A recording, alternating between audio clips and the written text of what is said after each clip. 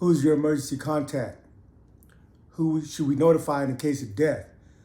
Welcome to the USP, where I spent the last 2+ decades of my life. These are my last days in Atwater. As you know from the last episode, I'm in the SHU. First, they put me under investigation while they go and gather all the evidence of whatever they transpire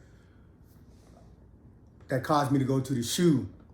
Like I said, they hit me with inciting a riot and threatening bodily harm on the staff.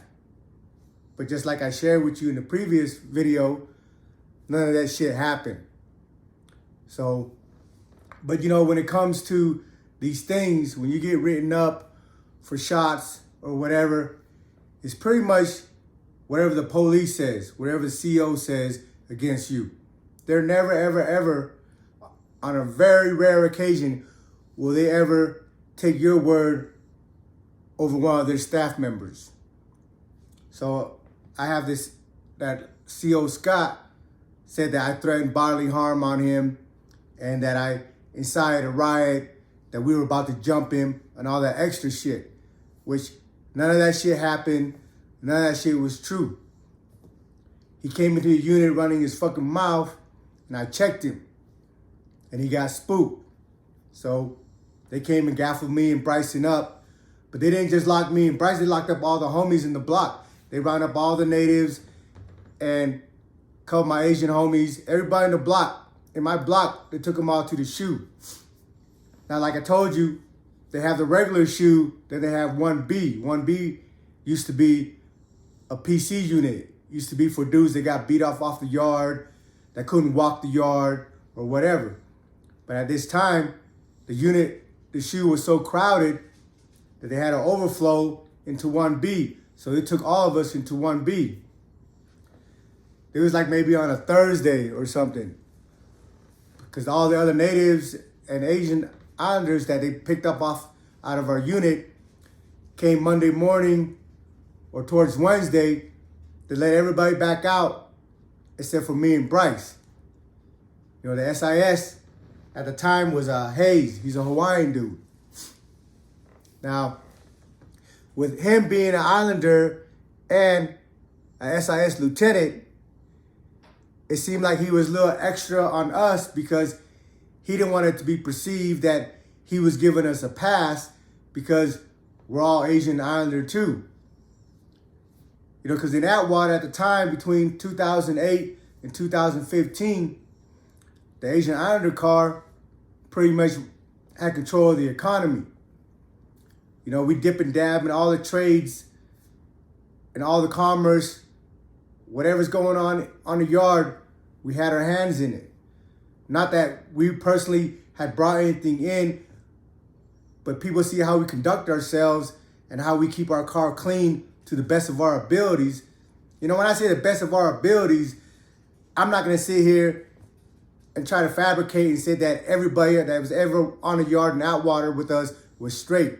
But to the best of our ability, we checked their paperwork, we checked their background, why they left the other prison and all that stuff. And if it's not kosher, we get rid of them. They'll find them slumped in the grass. They'll find them slumped in the unit, whatever. You know. So for the most part, everybody on the compound knows that dealing with the Asian Islanders, they're always going to keep it 100. So anything that touched down on the compound, they would come to me or one of my homeboys to help them move it and do whatever. So we had our hands in everything. And from our perspective, from our part, we never had any issues doing business with any other races, with any other cars, with any other gang. You know? But slowly but surely, Lieutenant Hayes was shipping all my homies out. Like the first one that left, that got gaffled up, was my homeboy Brian Chan from Green Dragon out of New York. Him and Eddie was going to breakfast one day and they disappeared. SIS ran in on them on the kitchen, locked them up. A week later, they let Eddie back out, but they kept Brian Chan. And when we went to approach the SIS about, hey, what's up with the homie? Because he didn't get caught with nothing. They never found no dope or whatever they were accusing him of, they never found nothing on him. So they just placed him under investigation. See, one thing you have to understand, once you're behind that wall, you're at their mercy. They can come lock you up, and they can put an investigation on you. An investigation is like a 90-day investigation, but then they can file for an extension, another 90 days. They can file for another extension, another 90 days. So, was that 180 days? They can keep you in there. And if they case you, they can keep you in their hole indefinitely until you go to court and are finished with it.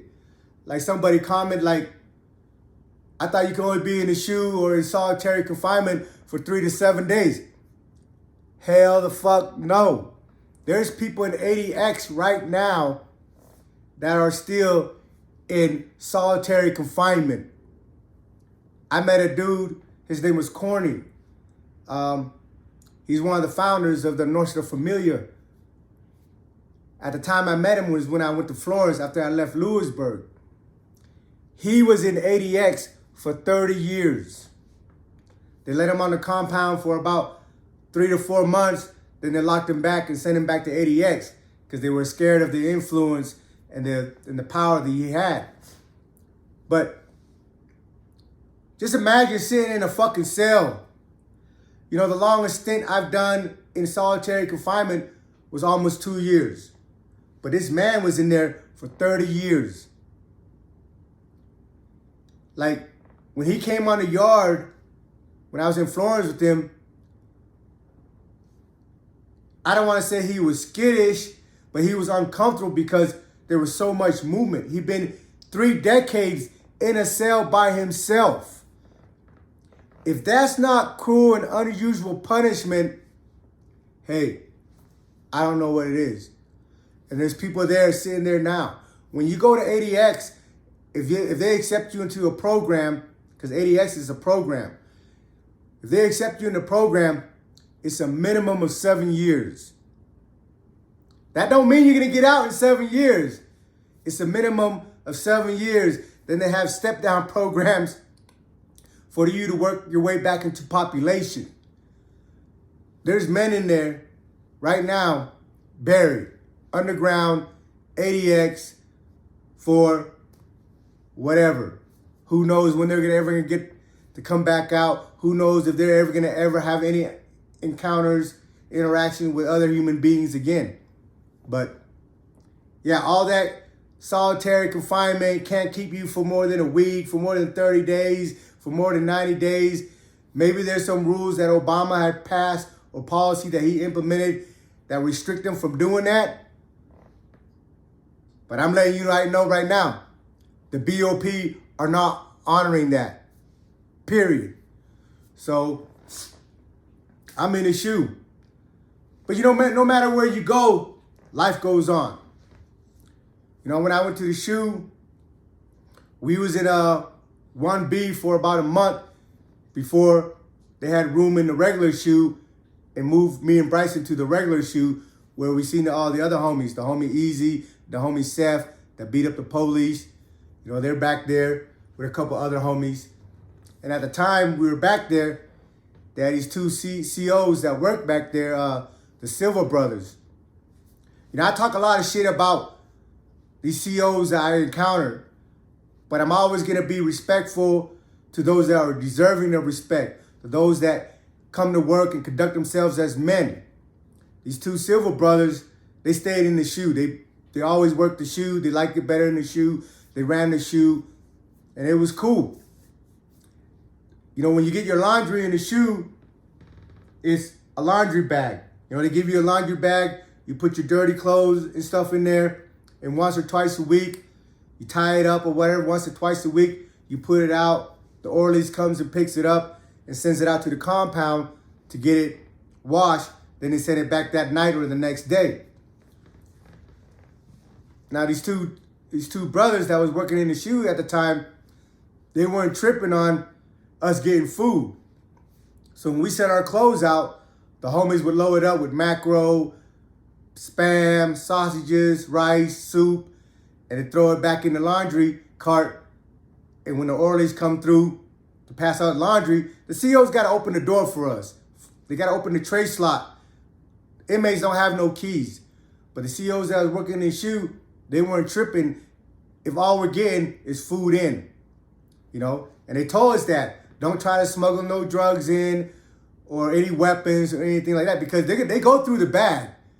You know, nothing goes through a door in a penitentiary without a gatekeeper, without a CO looking through it, shaking it down, whatever. So anything that comes through, you already know the CO is gonna get first dibs and to see what's coming through.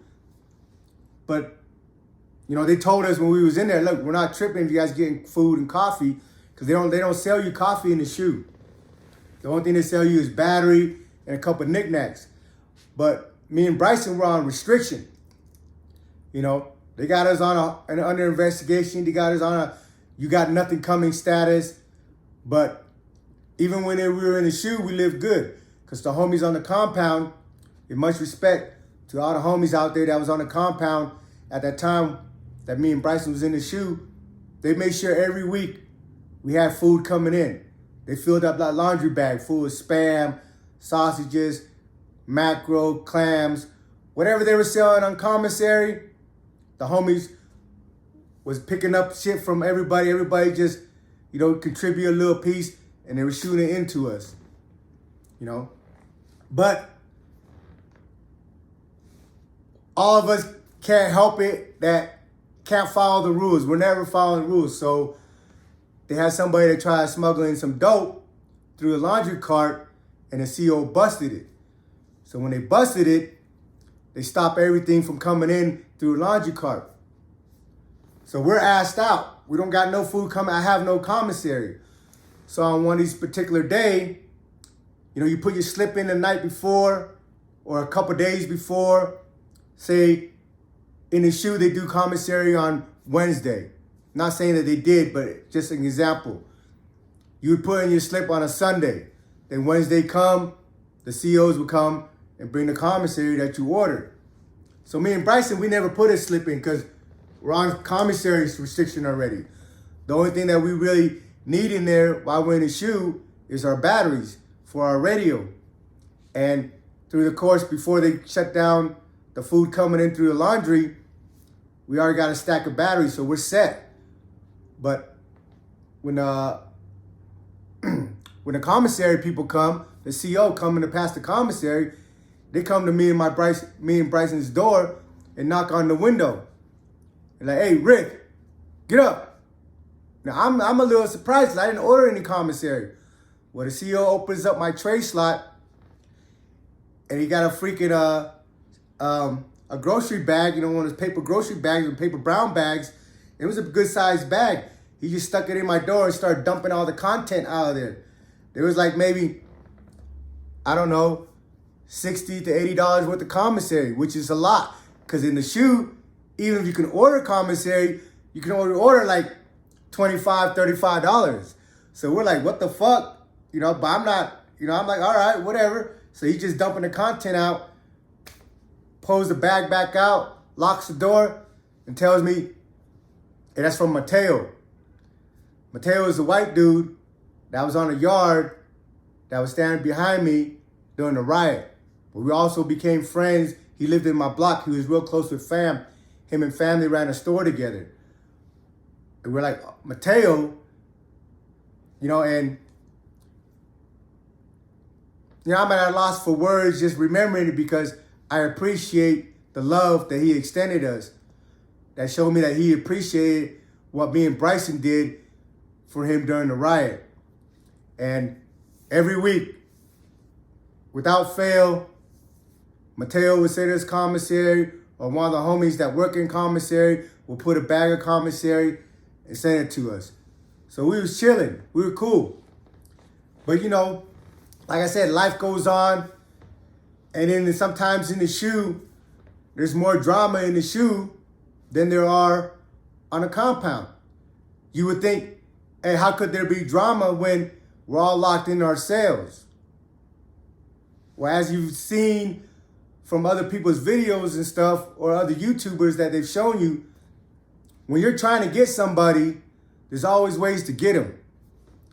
Like right now, before I left the shoe in Florence, they only wreck you in your celly. But before, they put 6 people in a cage. They try to keep you with your homies or whoever you wreck with, whoever you associate with, Mexicans with Mexicans, whites with whites, blacks with blacks. But anybody can go to any cage. It's up to you to refuse it or accept it or whatever. You know, like me, I've never refused a cage. I've been in wreck cages with blacks. I've been in wreck cages with whites. I've been in wreck cages with Mexicans. When they bring me to a wreck cage, they look at me, waiting for me to shake my head, tell them, oh, I can't go in there. Nah, it ain't never happened with me. I've wrecked with everybody. But that's not to say that I'm some bad motherfucker or nothing. I can wreck with everybody because I know everybody and I get along with everybody. And if not, if I know there's somebody I'm beefing with and they bring me to the cage, I'm going in there anyway. That's just the way it is, because if I refuse a wreck cage, those guys in the wreck cage gonna know about it. The guys in the cage next to them and all the way down the hall is gonna know about it. And if people in the shoe knows that I refuse a wreck cage, the people on the compound is gonna know that I refuse a wreck cage. And if people on the compound that I'm at knows, then wherever I go, whatever penitentiary I go, when I hit that yard, there's going to be somebody there. Even though we have 20 penitentiaries across the United States, it's a small world. I've never been onto a yard that I didn't meet someone that I was in a previous yard with. Every yard you go to, you're going to run into somebody that was just with you in the last spot. And if I go to the next yard and I run into somebody and they know what things about me, and they tell my homeboys, oh yeah, I was just in Atwater with Mesa, and they brought him over to a wreck cage and he refused it. To us convicts, to us gangsters, we consider that as checking in, as PCing up, protective custody. And that's almost just as bad as being a rat and a sex offender. So if they tell them people on the next yard that I go to that I refuse a wreck cage, I'm going to get my head busted. So for me, I'd rather fight and deal with whoever they try to throw me in a wreck cage with than be X'd out amongst my community. And because it's my community. And my community is not just with the Asian Islander. My community is the prison population. Whatever prison I go to, that's my community. Because I interact with everybody. If people know that I refuse a wreck cage, or I checked in, or I'm a rat, or a sex offender, I'm going to get shunned at the very least, and at the most, I might get killed. So I'm of the mindset, I don't care how hot the fire is, throw me in there. I'll figure it out. But I'm grateful and fortunate and blessed that through the course of my bid, that I've never had any issues with going into a wreck cage with any race, with any gangs, with anybody. So, but that's not the same for everybody. In this particular incident I'm going to share with you, is they had this black dude from the Bay Area. He's about 6'4". He was youngster, maybe in his mid-20s, late 20s, cut up, yoked up. He was the orderly for our tier. Now, again, when I first went into the system, the orderlies or trustee, whatever you want to call them, are people that's doing time in the shoe, but the COs, but they got a list, but they let them work in the shoe. So at certain times of the day, they'll pull them out to sweep and mop the hallway, or to clean up the trash, or to fold the laundry, or do the laundry. You know, they're orderlies. They're in there working. But before I left Florence, like about 5-6 years before I left Florence, or even prior to that, the only ones that are made orderlies now are rats and check-ins and sex offenders, because the police are tired of these dudes bucking on them when they tell them to do shit or whatever, or tell them not to pass out kites. Because the orderly is how we move around in the shoe. Everybody that's got any kite to go to the next man or whatever, because in some shoes, you can't fish out.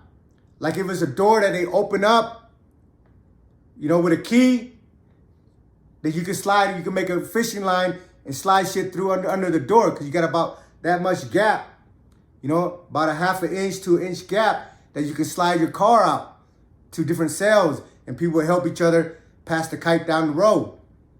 But in Atwater and some other shoes, the doors are on a rack, a slider. So when it's a slider, it slides in between two pieces of metal, so the bottom of the door, there's no gap. So when you're in a shoe like that, you're relying and dependent upon the orderlies to come out, so you can pass out kites, write letters to your homies on another tier or whatever, or send a kite out to the compound. Convicts in the penitentiary, they perfected their line of communication. Some way, somehow, they're always going to be able to get whatever's going on that they want in the shoe. Well, our orderly was this youngster from the Bay Area. But like I said, when you're an orderly, when someone's an orderly nowadays, you always got to look at them kind of sideways already, because the criteria to be an orderly now is you got to be fucked up, or you got to be a PC checking in or whatever. It's not good right now. So I inquire about dude who he is, because, you have a hot kite. If you're trying to bust a move, you don't want to send it. You don't want to hand it to him, because they might go directly to the police and give it to the police, which has happened plenty of times to other people. So, and I'm always, even though I'm in the shoe, I'm always moving. I'm always hustling. I'm always doing something. If nothing else, just to keep my mind occupied, keep myself entertained. So I find out this Bay Area dude is no good. Now, I'm not saying he's no good as opposed to being a rat on a case or anything like that. But he had checked in from a compound because he was dealing with the paisas. And he was telling them that, hey, I got a girl that comes to visit me. I can bust a move for you guys. So these Mexicans sent him a bunch of work. And, well, he never brought it in. And he always, every time he was supposed to bring the work in, he always had an excuse. But one thing about Mexicans that you should already understand, this is anybody that's in the business. It's not just Mexican, white, blacks, everybody that's gangster, everybody that's a man, everybody that's a convict. There's only going to be one thing that happens when you don't fulfill your part of the bargain. And he felt the heat coming because he ran out of excuses, and the people that he was dealing with was tired of hearing them.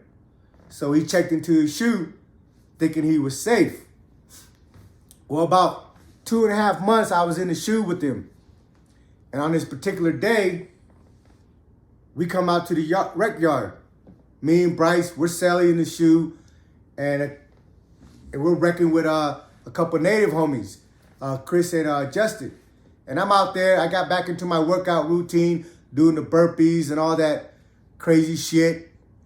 So we're working out, and the orderly's out there. Like, he doesn't ever really come out to rec when we're out there because he's working or whatever. But on this particular day, he's out in the rec cage right next to me and Bryce.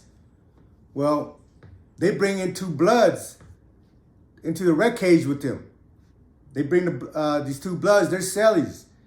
They were upstairs because there's 2 levels over there in Atwater. They were upstairs, but a couple weeks prior, they had moved downstairs. For whatever reason, I didn't know at the time, but being moved around in the shoe isn't anything out of the ordinary. Because sometimes all your homies might be on a different range and you want to be able to get to that range. Because when they come to wreck, they wreck your range. So they just pull people out from that range and they continue on until they're done with everybody. So a lot of people want to get moved to where their homies are at so they can go and wreck with them. So his two blood dudes, they moved downstairs on our range. And about a week later, whatever, we're out in the rec yard. Me and Bryson's out there. I'm working out. Bryson's just chopping it up with somebody. And the Bay Area dude, like I said, he's like 6'4", yoked up. You know, slim but yoked up. It's a big kid. And they bring these two bloods in. The two bloods are little. I mean, you know, compared to 6'4", they're bigger than me, but I'm 5'5". You know, they're about maybe 5'9", 5'10". They bring him to the rec cage. They come in and they wreck. And the COs, you know, when you come into a rec cage, they open the door first. You come in, there's like a sally port. It's like a little cage where they uncuff you first. And then they have a slider that puts you into the main rec cage. They put these little boxes in there to prevent people from getting beat up while they're handcuffed. Because a lot of times prior, somebody has an issue with somebody. When they come into the rec cage first, they get their handcuffs taken off. So when the dude they're beefing with comes into the rec cage, you know, they gotta open the door, they lock them in. Once they lock them in, then they uncuff you through the tray slot. Well, previously, before they get a chance to get their cuffs taken off, dudes would take off on them and fuck them all the way off. So they put these little cage in between coming in and going into the rec cage where they take your handcuffs off. So they take these two dudes' handcuffs off, then they open the slider and let them into the rec cage. And they shook hands with the Bay Area dude, gave him a hug. They knew each other from the compound. You know, the Bay Area dude on the compound lived in 6A. While the blood dude, he lived in 2B right across from me, this little slim dude. And there was another light-skinned dude, I don't know his name. But no, they're kicking it, they're chopping it up or whatever. We don't think nothing of it. That's three homies wrecking. So we're over here, I'm working out, and Bryson's talking to whoever he's talking to, and out of the corner of my eye, I see them taking off on the Bay Area dude. Bing, bing, bing. But like I said, that youngster, he's yoked up, and he's like 6'4". Like when they took off on him, he started piecing them up. Like he buckled one of their feet and tagged another one and tagged the other one. He buckled the one, the blood dude live in 2B, and then he kind of stunned the light-skinned one. So when they did that, they got smart, and one of them just wrapped his legs up. They went and wrapped his legs up, brought him down to his knees, while the other one's hitting him. Boom, boom. And he's fighting. Dude's fighting on his knee. He's got one dude wrapped around his leg. He's got a long-ass arm trying to keep the other one at bay. But eventually, he got overpowered. They got him on the ground. They wrapped him up, sat him up. The light-skinned blood pulled out a knife. And all you saw was just, you know, we went quiet for like a split second, but there's always, you know, the door to the inside of the shoe from the rec cage is always open. And if anybody's accustomed to being on a compound, you know when it's quiet, that's when something's wrong. So we caught ourselves because we were, you know, no matter how many times you see these things, you never get accustomed to it. It's normal. But when you first see him, you're always like, oh shit, you know, like that. But then we caught on, so we continue our conversation. We continue making noise so that even if the dude starts screaming for the guards, which he never did, we don't really give it away that there's something going on. With the two blood dudes on top of this Bay Area dude, and they're hitting him. And from our angle, he was getting butchered. You know, they were hitting him. Bop, bop. One dude was on his chest. You know, he's got his arm up like this, trying to keep dude from just having a free shot. But you got two grown-ass men. I don't care how big you are. You got two grown-ass men with grown men strength wrapped up around you. you can only fight him off for so long. And they're holding his hand up while dude's hitting him. Bah, bah, bah. And I'm looking, I'm like, man, this dude might die. Because it's just free shots. Because he's out of energy or whatever. I mean, they were hitting him for like 3-4 minutes. And like I said, if you ever been in a confrontation, 1 minute at full speed fighting for your life, that's a lifetime, man. And they were sitting on top of him for a few minutes before, the COs, they always make their round. They always come out however often, every 10, every 15 minutes, and walk the walk past all the cages, and, just to keep an eye on shit or whatever. So when they came out and they seen it, they hit the deuces. The COs came over there. They stuck the gun in and sprayed them. When they spray them, it doesn't stay contained in their red cage. We're all coughing. The COs are coughing. That OC, I think they call it OC, comes in a canister like a fire hydrant. Not quite as big, but it's a pretty good size. And when they spray that shit on you, unless you're Bryson, everybody else is choking. Eyes tearing up, nose flaring, you can't breathe, snot coming out, and that fucking shit is going in your lungs, and it just burns. It just burns. Now, I've had my fair share of experience with that shit, and ain't nothing nice. And if you ever get sprayed with that stuff, don't try to wash that shit out with hot water, because when you wash that shit out with hot water, it just opens up your pores and goes deeper inside you. So always use cold water. But anyway, they sprayed him down, boom, boom. Finally, they were too choked up to continue the assault. And that's when they finally came and opened up because they're not going to open up that red cage until you cuff up. They're not coming in there if you're not secured. So finally, the two blood dudes, they crawled to the tray slot and let the COs cuff them and take them out. So when they cuff them and take them out, the medics come in and get dude. Like, he didn't have to get carried on a stretcher or anything, but he was bloody. Like, from where we saw, his shit was leaking. They grabbed him up, took him to the medical or whatever. But it was a sanctioned hit. This dude checked in somebody's work, owes people money, and they can't allow his own people, the blacks. I don't know. He was from the Bay Area. I don't know why it was two bloods, but I think it was just any black dude that could get in the cage with him had the green light to punish him. Because what he did by burning these Mexicans, it could cause a racial war. Because we're all accountable for our own people.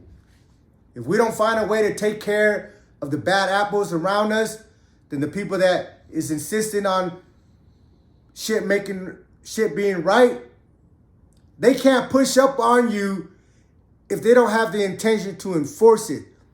Like, if they have an issue with my homie because my homie fucked up and did something or whatever, and we know he fucked up and did something, and if they come up and say, hey, you need to handle that, and if we don't handle it, then we got to be prepared to crash with the whole car. But when somebody's all the way wrong, you're not going to feel so adamant about putting your life on the line to cover up some piece of shit because he went and burned somebody, because he went and stole something, you know what I mean? So the hit was on him, and I think it was just whatever blacks can get into the cage with him first, got to deal with it. And it so happened to be these two bloods that got in the cage with him, and they punished him. Well, so we thought, right? Later that evening, this happened about lunchtime. We were wrecking in the morning, so about maybe 11 o'clock, 10 o'clock, 11 o'clock, we came back in. Well, about 6 o'clock, we see him come. I'm thinking he's going to spend some time in the hospital from the way the dude was sitting on top of him and was just hitting him.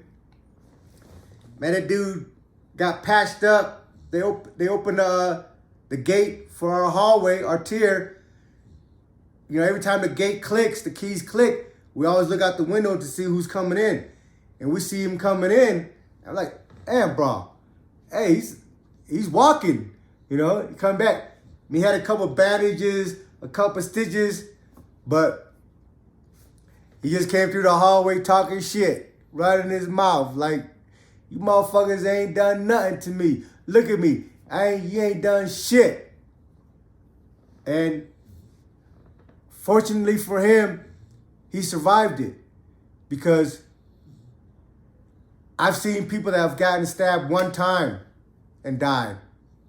And I've seen people that got stabbed 30-something times and lived. I don't know what dictates you surviving it or not. It's almost like, if it's not your time, it's not your time. You know, when the light-skinned blood dude was sitting on top of him, he was hitting him all up here in the neck, in the face. But like I said, the youngster, he had a long-ass arm and he was pretty strong. But for whatever reason, I mean, I don't wish anything. I don't know him. Don't know nothing about him. But so I don't wish anything bad or whatever. I don't know nothing about him. But he was real fortunate that he was able to come back from the hospital and talk shit. But it's just to show you that there's no safe place in the penitentiary. Don't matter where you go, don't matter what unit you're in, don't matter how many homies you have, don't matter if you run to the police to protect you. When somebody's trying to get you, they will find a way to get you. Welcome to the USP.